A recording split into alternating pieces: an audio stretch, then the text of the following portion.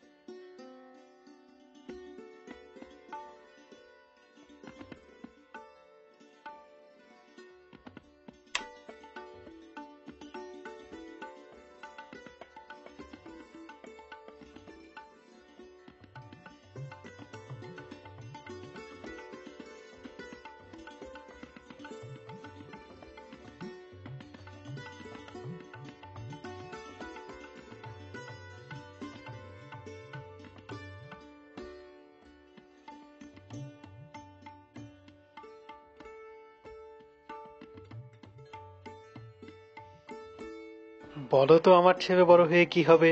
ওকে আমি ডাক্তার বানাবো। আমার ছেলে হবে আমার বংশের প্রথম ডাক্তার। হ্যাঁ, আমার ছেলে হবে অনেক বড় ডাক্তার, তাই না বাবা?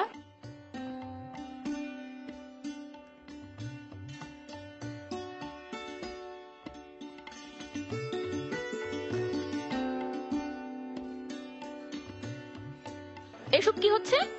সামনে না তোর পরীক্ষা, এখন লুকিয়ে লুকিয়ে গল্পের বই পড়িস? আজ আসুক তোর বাবা, বাড়াবাড়ির একটা সীমা থাকা দরকার।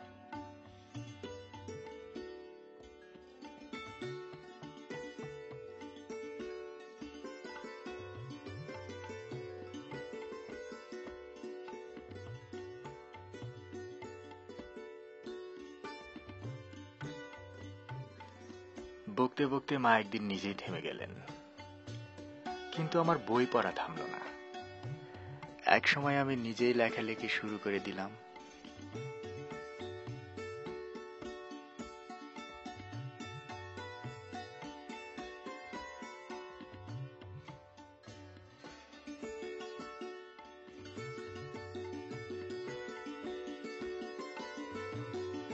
বাবা, এক বেচে দুই কবি, বাগে মহিষে এক গাঁটের জল খায় না বটে, কিন্তু এক বেচে দুই কবি ঠিকই থাকে রে। যা, এক বেচে তো 200 কবিও থাকতে পারে। কি আরে দূর, চাঁদে পা রাখা ইতিহাস, মাটিতে পা রাখা ইতিহাস, আমাদেরটা না হয় মাটির ইতিহাসই হলো। History his history. কবিদের উৎপাতে না আবার ক্যাম্পাসে ছেড়ে দেওয়ার আগে দেখিস, চাঁদে তো আর উৎপাত হয় না, উৎপাত হয় সব মাটিতে। সময়ের কি আশ্চর্য ব্যতিচার, ক্যাম্পাসে আমার কবি নামটা এস্টাবলিশ হয়ে গেল। একেবারে ডেসডিমোনাকে ভালোবেসে ওথেলোর অমর হয়ে ওঠা শেক্সপিয়ার তখন গৌণ, আবিরের মতো আমাদের ক্যাম্পাসের কবি নাম্বার 2। তোমার ওই কবিতাটা ছিল অসাধারণ। আমাকে বদিচেলির ঝিনুক থেকে বের করে আনলো এক হ্যাচকা টানে, কেমন একটা ভালোবাসাময় আবহ। এই শোনা না কবিতাটা একটু প্লিজ। কোন কবিতাটি? আরে আমাদের প্রথম দেখার কবিতাটা, ওই যে কফি শপে বসে লিখেছিলা, মনে নাই? ওটা তো স্রেফ কবিতা নয়, ইস্তেহার, প্রেমের ইস্তেহার। তাহলে ইস্তেহার পাঠ করো। প্রেমিকা চুমো খেয়েছিল বলেই মায়াকোভস্কি পাতলুন পরা মেঘ লিখেছিলেন।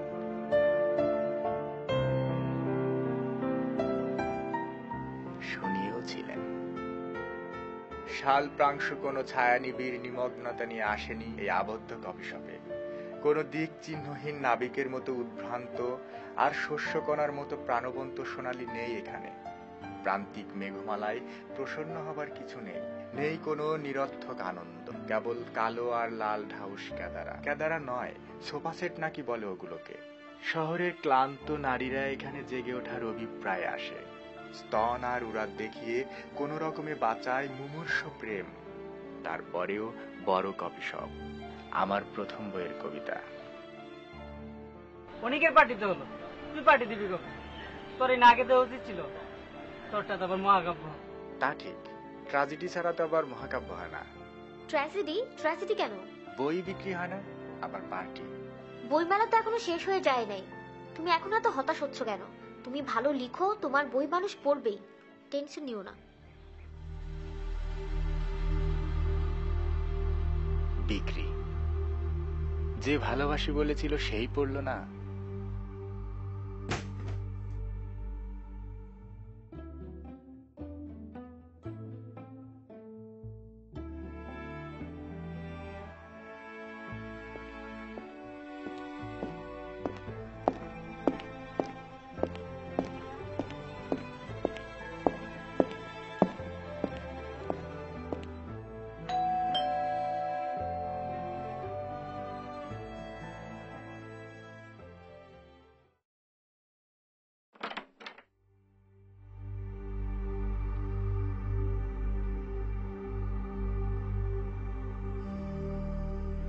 আর কত মন খারাপ করে থাকবা? তুমি না শিল্পী, স্রষ্টা, হতাশা তোমাকে কেন গ্রাস করবে? মানুষের কি একবারে সব হয়ে যায়? তুমি একবার মন দিয়ে লেখেই দেখো না, মানুষ তোমার বই ঠিকই পড়বে। কি একটু হাসো না, হাসো।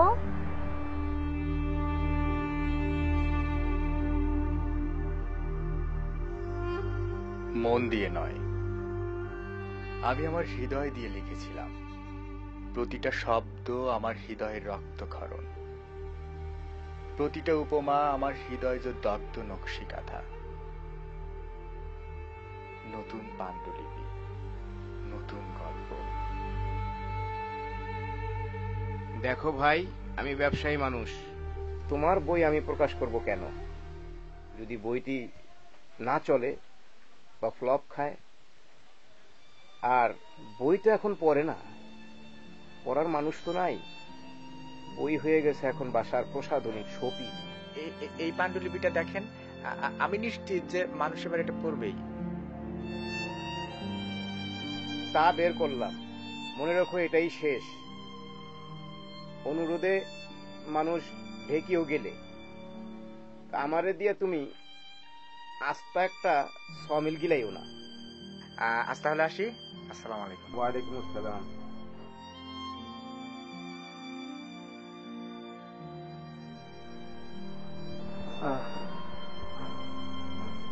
সমিল তো গিললাম, এই সমিল হজম করতে কত না হজমি খসাইতে হয়। এই চা দাও। ব্যর্থতার আরেকটি নক্ষত্র।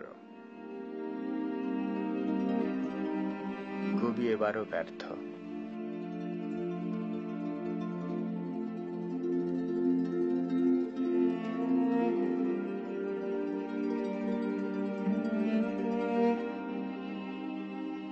হৃদয়ের কথাটা চোখে আসে জল হয়ে, মনের কথাটা মুখে আসে হাসি হয়ে। মানুষ কান্নাকে বুঝল না, আনন্দের জন্য এত আদিক্ষেতা।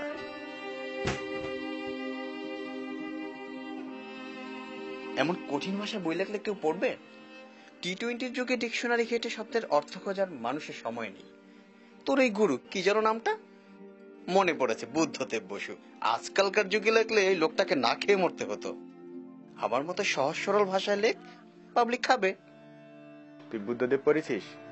আমিও পড়িনি, পাবলিকও পড়ে না। Public, public, public.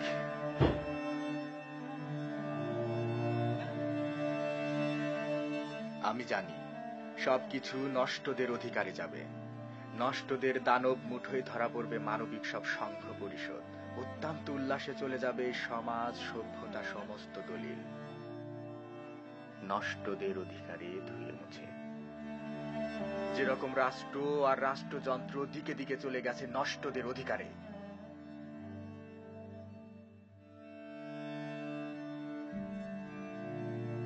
চলে যাবে শহর, বন্দর, ধান ক্ষেত, কালো মেঘ, লাল শাড়ি, সাদা চাঁদ, পাখির পালক। মন্দির, মসজিদ, গির্জা, সিনেগন, পবিত্র প্যাগোডা। অস্ত্র আর গণতন্ত্র চলে গেছে, জনতাও যাবে।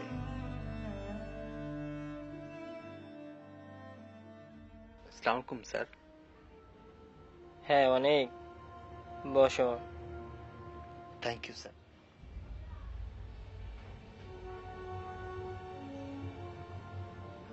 স্যার, কাল তো তরুণ সাহিত্য পুরস্কার ঘোষণা হচ্ছে। আমার ব্যাপারটা কি মনে আছে? জুরি বোর্ডে সবাই পুরস্কারটির জন্য তোমার বন্ধুর নাম রেফার করেছে। কিন্তু স্যার মানে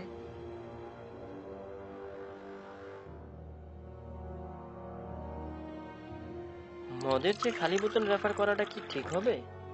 কিন্তু আপনি তো আশ্বাস দিয়েছিলেন পার্টির জন্য কাজ করলে পুরস্কারটি আমিই পাবো। ইনফ্যাক্ট লাস্ট 6 মাসের আমার প্রায় সবগুলো লেখাই পার্টি কেন্দ্রিক। আমার কথা বলা কিন্তু শেষ হয়নি। কথা বলার মাঝখানে কথা বলো কেন? বিষয়টা আমি মোটেও পছন্দ করি না। তুমি পার্টির হয়ে কাজ করছো, পার্টি তোমার হয়ে কাজ করবে, এটাই তো স্বাভাবিক। তাছাড়া পুরস্কারটি তো আমার মন্ত্রণালয় হয়ে যাবে। Don't you are young part, just drink. Cheers. Thank you sir, thank you.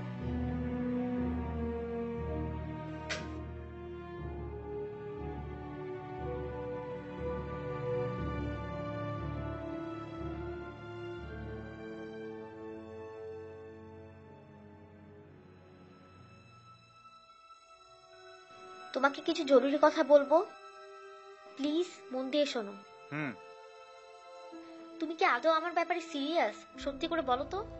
এই ব্যাপারে তোমার কোনো সন্দেহ আছে? হ্যাঁ আছে। তোমার মাঝে তো তার আমি কোনো লক্ষণই দেখছি না। ভার্সিটি প্রায় শেষের দিকে, তুমি তো কিছুই করছো না। বিয়ের পর আমাকে খাওয়াবা কি, রাখবা কোথায়? কই কিছু করছি না, লিখছি তো। ওহো, ওই একই কথা, লিখছি তো। কি লিখছো তুমি? কি লেখো তুমি? তোমার বই কেউ কিনে? অনেককে দেখো সে বই বের করছে, পত্রিকায় লিখছে। তোমাকে এতবার বললাম রাতেল সম্পাদক আমার আব্বুর ভেরি ক্লোজ ফ্রেন্ড, ওর সাথে দেখা করে আমি কথাও বলে রেখেছিলাম, তুমি তাও গেলা না। This time you have to go there and I mean it. আমি কবি, কিন্তু ফরমাইশি কবি নই। ফরমাইশি দিয়ে কবিতা হয় না। এই দিবস নিয়ে কবিতা লেখো, পরীক্ষার ফলাফল বের হয়েছে শুভেচ্ছা জানিয়ে কবিতা লেখো, এর জন্মদিন আর সুন্নাতে খাতনা কবিতা লেখো। আমি এসব পারবো না। তাহলে পারবাটা কি? তুমি কি পারবা? গাছের যে সংসার পাততে? তুমি গাছে থাকতে পারো, আমি পারবো না। আমার একটা প্রেস্টিজ আছে, আর তাছাড়া আমার ফ্যামিলি ব্যাকগ্রাউন্ড সম্পর্কে তোমার ধারণা আছে, ইজন্ট ইট? তুমি আজ আঙ্কেলের সঙ্গে দেখা করতে যাচ্ছ এন্ড দিস ইজ ফাইনাল। আর যদি তুমি না যাও দেন আমাকে ভুলে যাও, আমি তোমাকে চিনি না।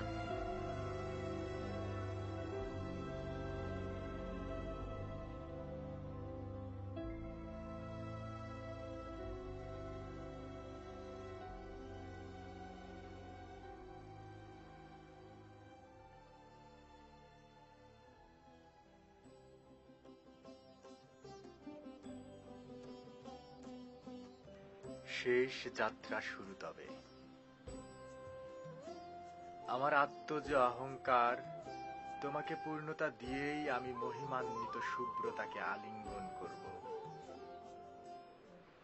আমি ভালোবাসবো, আমি ভালোবাসবো, আমি ভালোবাসবো, আমি ভালোবাসবো। আমার মুক্তি আলোয় আলোয় এই আকাশে, আমার মুক্তি আলোয় আলোয়, আমার মুক্তি ধুলায় ধুলায় ঘাসে ঘাসে এই আকাশে, আমার মুক্তি আলোয় আলোয়।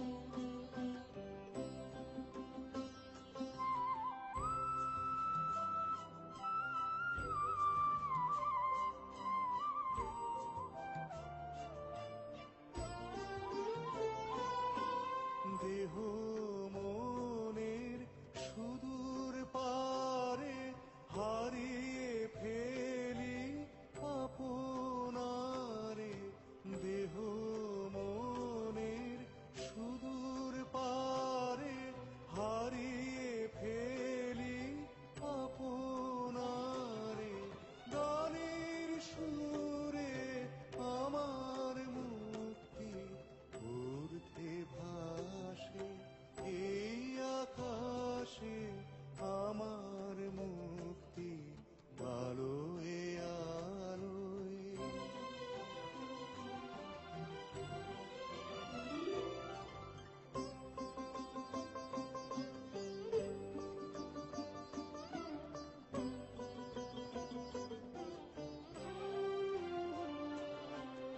আমার মুক্তি সর্বজনের মনের মাঝে।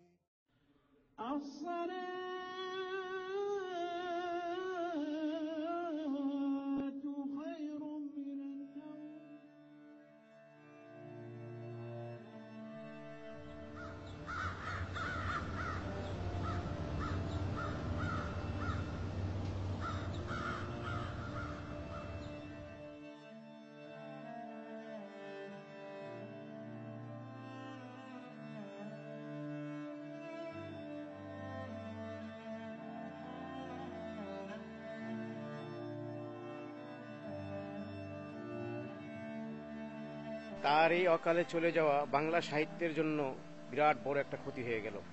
আমি ওর দুটি বই প্রকাশ করেছি। আমি জানতাম ও বাংলা সাহিত্যের জন্য কত বড় প্রতিভাবান একজন কবি।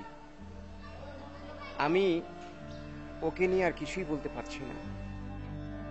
আমরা জানি যে তার ঘরে একটা নতুন পাণ্ডুলিপি পাওয়া গেছে, তো আপনি কি এই সম্পর্কে কিছু জানেন? হ্যাঁ, এই বইটি নিয়ে আমার সাথে কিছুদিন আগেও সে কথা বলে গেছে। এই বইটির কারণে সে গত বছর মেলার জন্য কোনো বই দিতে পারেনি। আর এ ব্যাপারে কয়েকদিন আগে ওর সাথে কথা হয়, তখন আমি ওকে রয়্যালিটি দিয়ে দিয়েছি। আর এই সম্পর্কে তো আর বলার নাই, আজ তো ওই নেই। আমরা জানি যে অনিক খান আজকে তরুণ, সে একটি পুরস্কার পেয়েছেন, তরুণ সাহিত্য পুরস্কার। তো আমরা এটাও জানি যে অনিক খানের বইও যে প্রকাশ হয়েছে সেটারও প্রকাশক আপনি। অনিক খান অনেক আগেই এই পুরস্কার পাওয়ার অধিকারী ছিল। তার দু একটা বই আমি করেছি, আরো বই সে করার জন্য আমাকে দিয়েছে। এই পুরস্কারটা তো সে অনেক আগেই পেত। তার মানে আপনি জানতেন যে অনিক খান এই ধরনের একটা পুরস্কার পাবে, আপনি সেই ধরনের আশা করছেন তার কাছে? আমি সবসময় আশা করি, প্রতিবারই আশা করি, কিন্তু এবার হয়ে গেছে। এটা তো আরো আগে হওয়া উচিত ছিল। সেগুলো পাওয়ার যোগ্য এবং উপযুক্ত লেখক, তাকে এতদিন কেন দেওয়া হয়নি এই পুরস্কারটি আমার বোধগম্য নয়। তার লেখনী, তার ভাষা, তার যে ফুটিয়ে তোলার যে একটা ভঙ্গি, লেখার ভিতরে মনে হয় যে সে ছবি এঁকেছে। বিষয়বস্তুগুলো এত সরল, এত সাবলীল যে যে কোনো পাঠক এটা লুফে নিতে চায় এবং বুঝে যে সে কিছু বুঝাতে চাচ্ছে, সরাসরি কথা হচ্ছে।